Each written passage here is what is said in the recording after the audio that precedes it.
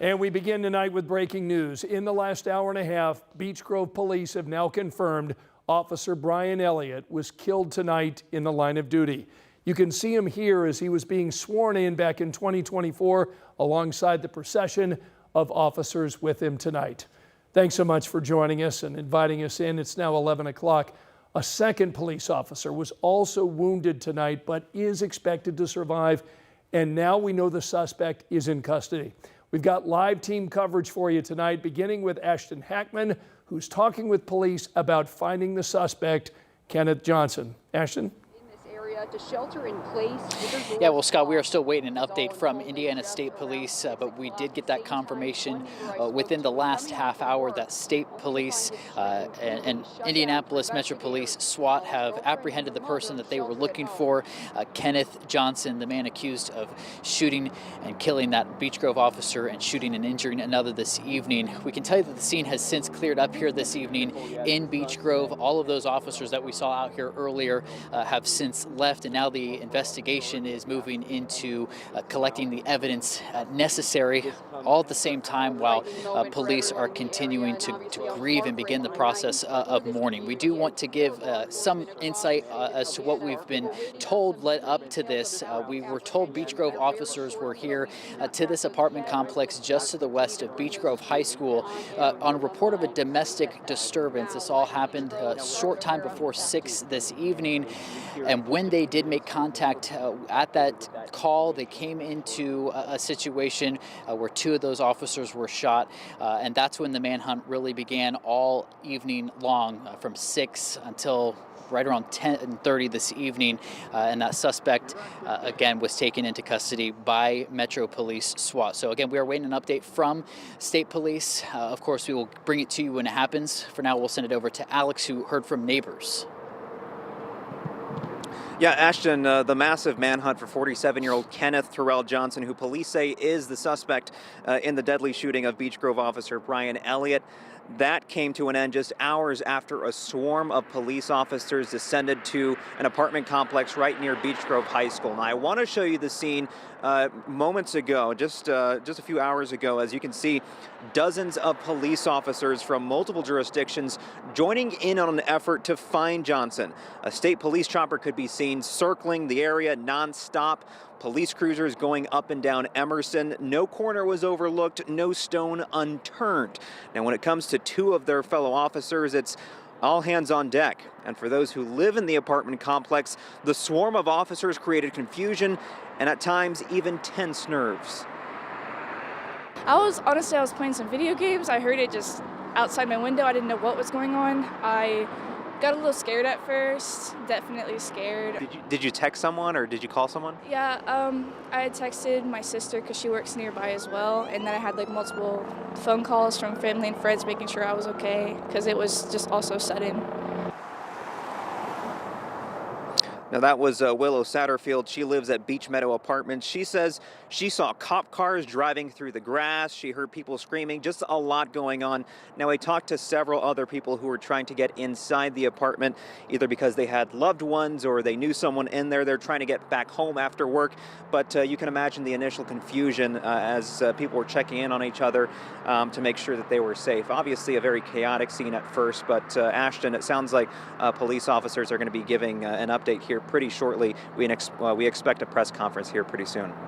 Sergeant John Perrine, Indiana State Police, along with Assistant Chief Wally from the IMPD. First, it's been a rough night.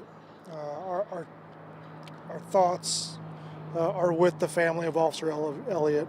Our hearts are absolutely shattered tonight with the news of Officer Elliot's passing. This community is going to be in mourning for the coming days, weeks, months, even years, and we'll continue to offer our support in that time. Earlier tonight, we came to you and gave you information about a police response to an apartment complex here in Beech Grove.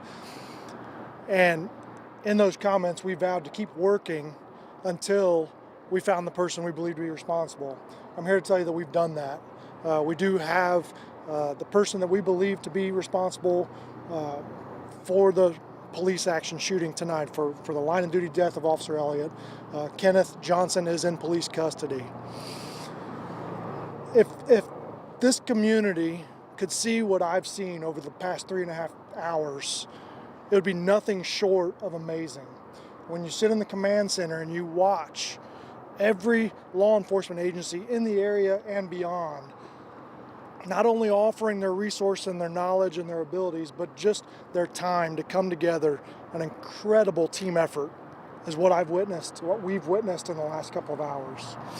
Moments ago, an alert community member flagged down a police officer and said, hey, something's not right.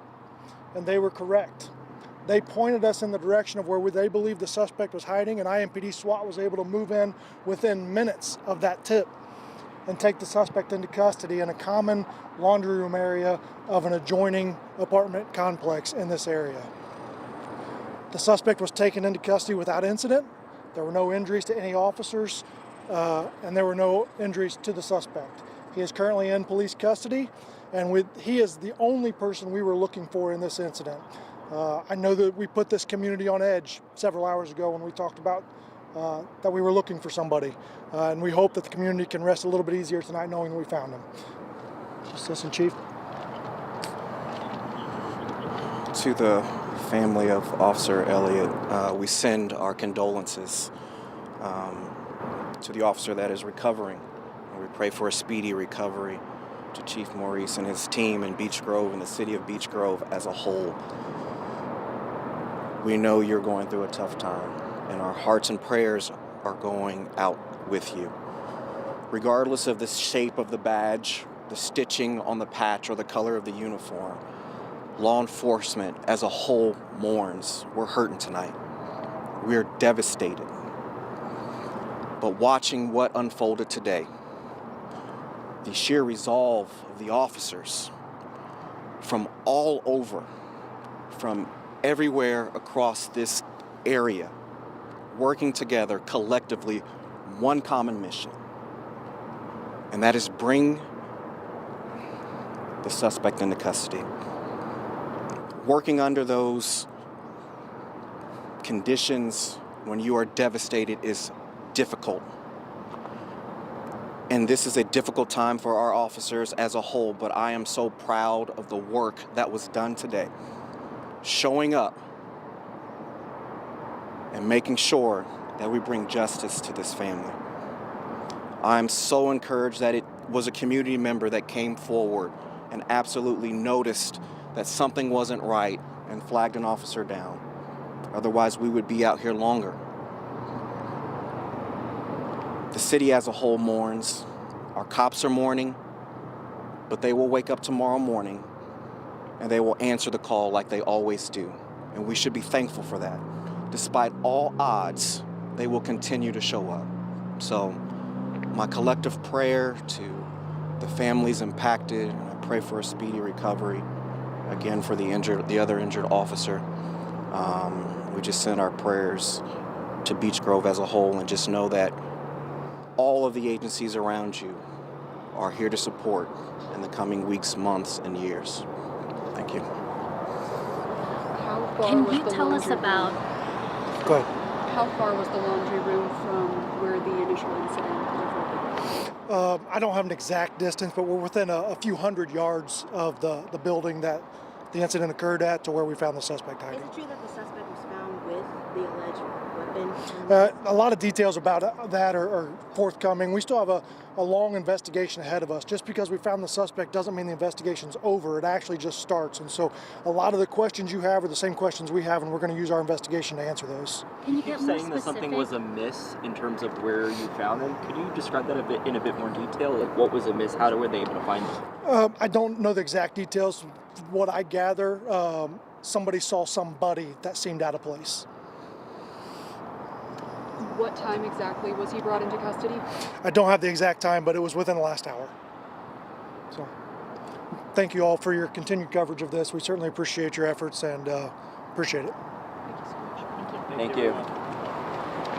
We did just get an update from Indiana State Police who just confirmed that they did take their suspect, Kenneth Johnson, into custody. And we did learn some additional tidbits as to what led up to that arrest. We're told that an observant citizen in that apartment complex where that original call came through noticed someone that felt off, called police, and we were told shortly after IMPD SWAT made their way to that apartment complex and apprehended their suspect. Obviously, there's still a lot of the investigation that we won't know until a later date, but they tell us their suspect, Kenneth Johnson, is in custody tonight.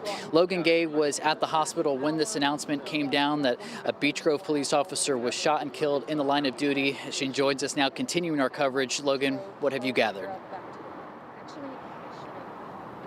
Hey, thank you, Ashton. Yes, well, now I'm outside the Marion County Coroner's Office where Brian Elliot's body was escorted by numerous different agencies and other law enforcement officers. And we have some video of that right here. What I can tell you about being here in person was that it was just a very solemn, quiet moment. And you could feel the impact it was having on the officers who were driving by. You could see all the different agencies from the city and beyond in this escorting Brian here to the Marion County Coroner's Office.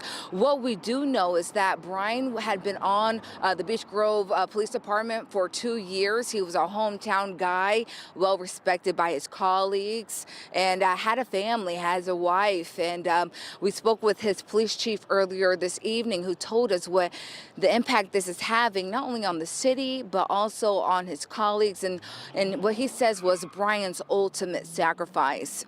Take a listen. He has left a lasting impression and legacy on not only our department, but the city. My thoughts and prayers are with Brian, his family, and his wife, Erin, and all their loved ones. This is devastating loss for our department and for our city.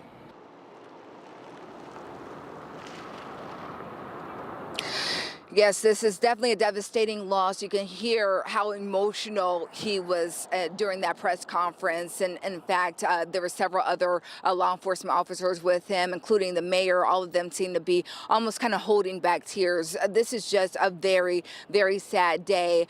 We asked what's next, and what they say is what they need most right now is prayers, not only for his colleagues, but definitely for Brian's family. As more information comes out about what happened and next steps, we'll make sure to get that to you. But yes, here right now, Brian Elliott's body is here at the Marion County Coroner's Office, where it was escorted by several different agencies, including his own colleagues. Scott? All right, Logan Gay rounding out our team coverage for you tonight at 11. And as we mentioned, all of this unfolded near Beech Grove High School tonight. Police cleared the school around 9 this evening. Alex Almanza talked to one mom tonight about the moment where she learned about this lockdown. When did you first learn about the situation here? On my way to pick my daughter up about 5:55. Did she text you, or how'd you learn? I saw a bunch of police coming, and then she texted me and said, stay away, that they're on lockdown. So I pulled in here because it's as close as I could get. I just want to be as close to her as I could be. What's going through your mind? Well, I texted her and made sure she was okay and asked if they were locked down and following all their procedures, and she said they were. And so a little nervous, not something you want your kid to be in the middle of, obviously, but glad that she's okay, glad that school's following their procedures like they should be. So again, that lockdown has been lifted. The suspect is in custody. Police are not looking for anyone else. Tonight's shooting comes nearly 26 years after the Beech Grove Police Department lost Officer Bill Toney. Toney was shot and killed September 29, 2000, while chasing down suspects who had run from a stolen van. One of the suspects, Benjamin Ritchie, shot Toney 5 times. Ritchie was executed by lethal injection last May. That was the second execution in the state of Indiana in 15 years.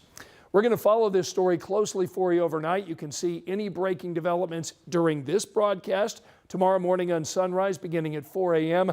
and of course streaming on WTHR+. We'll take a break and be right back.